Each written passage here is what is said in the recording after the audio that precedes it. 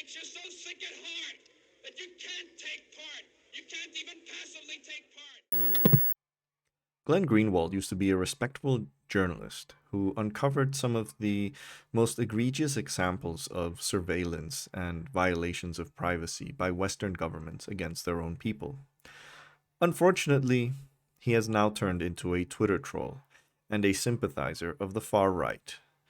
And thankfully, this also means that we get to see him get owned on Twitter all the time. And I myself have managed that feat, which is not too hard because of his absolutely terrible takes. But this one, I think, is the funniest of all. So let's see what he said just a few days ago. So this was a reply to a journalist called Walker Bragman. Missing school is a lot less damaging to a child's development than dying from COVID. Yeah, that is true. And Glenn's reply, missing school is a lot less damaging to a child's development than dying in a car accident on the way to school. So he's trying to make an analogy, which unfortunately doesn't really work because, well, I hate to break this to Glenn, but car accidents are not contagious. They do not have the transmissibility of the chicken pox. One car accident does not lead to 9 other car accidents were it to happen. But anyway, he uh, he doubles down. Liberals putting clown emojis under this tweet are writing he's gone crazy or spouting false equivalency, every conceivable trite Twitter insult in order not to have to make a substantive argument. Seems easy to dismiss the grave long-term harm to kids if you have none. So note this bit because it's important. If you don't have kids, you should not be giving your opinion on this matter, which of course has nothing to do with the factual accuracy or the scientific evidence on whether schools should be open or closed. And he keeps doubling down, gives some numbers on road traffic crashes, etc. So yeah, this one was a good reply. True, but car accidents aren't contagious, Glenn, and we do close schools when road conditions are treacherous. Yeah, that is true. If there's a storm and the tree falls and blocks a road, what happens? Well, your city probably closes the roads. So we do take action to prevent road accidents. Anyway, the uh, the discussion continued. So Walker replies, some of your kids may die choking in an ICU or worse, needing an ICU, but you can take comfort knowing that it's sacrifice Glenn is willing to make. And again, he responds, do you even have kids? No, I have friends who have lost loved ones. I have friends who have overwhelmed working in hospitals and tired of seeing people die. And I've got a real issue with the idea that our ideal government approach to this virus should be letting it spread. Well, maybe you should shut the fuck up about the harm to kids from missing school for 1.5 years or longer if you don't have any. I have a kid and I agree with him 100%. Good, then keep your kids out of cars and away from school and hiding under a bed in a biohazard suit forever if you want. I have no desire to stop you from trying to impose extreme restrictions on your kids. Yeah. I really don't understand what you think gives you the right to impose your own irrational judgment. Irrational, of all things. This argument is not very rational. About safety and risk to other people's children. You have no fucking clue what harms are caused by keeping kids out of school for 2 years. Who are you to impose those judgments? This is a really funny argument because he's essentially imposing his judgments on what school reopening policy should be. So, basically, none of his arguments have any sort of uh, logical consistency at all. This whole idea that you should shut the fuck up about the harm to kids from missing school, dude, you don't even live in the United States of America. Why are you giving your fucking opinion about school reopening policy in a country you don't live in? I mean, holy shit, what is wrong with this guy? Honestly, he's so bitter. He's so enraged that he just can't maintain any kind of logical consistency on anything he says. I do think he has serious issues, like serious mental issues right now. But anyway, he doubles down further by writing on his Substack, because obviously in his Substack, no one is gonna make him look like an idiot. And yeah, now it's a cost-benefit analysis, and once again, he doubles down on the road crashes. Look, it's true. We, as a society, we accept certain risks when it comes to road traffic. We also accept many other risks in many other areas of life. For example, we sell knives in supermarkets because knives are useful for many things. One of which is killing people or wounding people. But we accept that the risk of this is so low relative to all the other uses that we have for knives that we don't ban knives. Unlike, say, guns, at least in countries where guns are banned, as they should be, because guns don't really have any other purpose aside from killing people. So we take those risks. But with COVID, I mean, there are risks. Of course, there are risks of children staying at home, and this is the argument that he's basically banking on. Increased rates of mental health problems, abuse, neglect, etc. This is a problem. The irony is that the people who are now overly concerned about the mental health of children did not give a fucking rat's ass about mental health issues before the pandemic hit. That's the fact. I should know because I know some of these people. I'm in a debate club with a number of right-wingers, far right-wingers, who are now incredibly concerned about mental health. Far-right anti-lockdown types.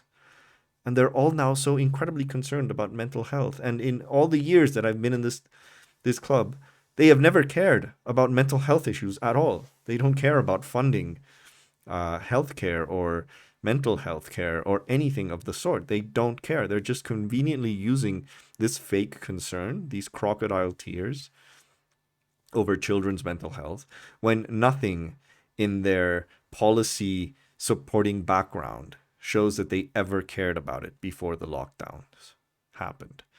And then he also brings up, the richer you are, the less likely you are to be affected by these harms from COVID restrictions. Glenn Greenwald doesn't fucking care about poor people because Glenn Greenwald is a fucking libertarian.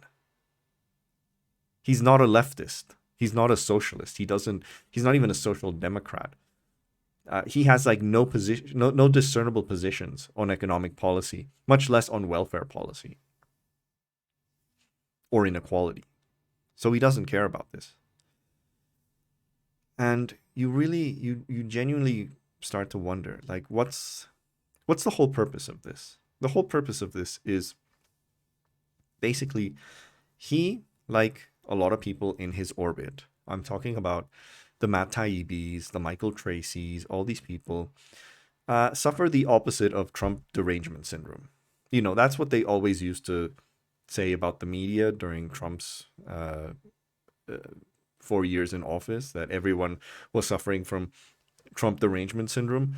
Well, people like him suffer from liberal derangement syndrome. Basically, their only consistent position nowadays is whatever the liberal establishment or the liberal media says, I will oppose, even when they might be right.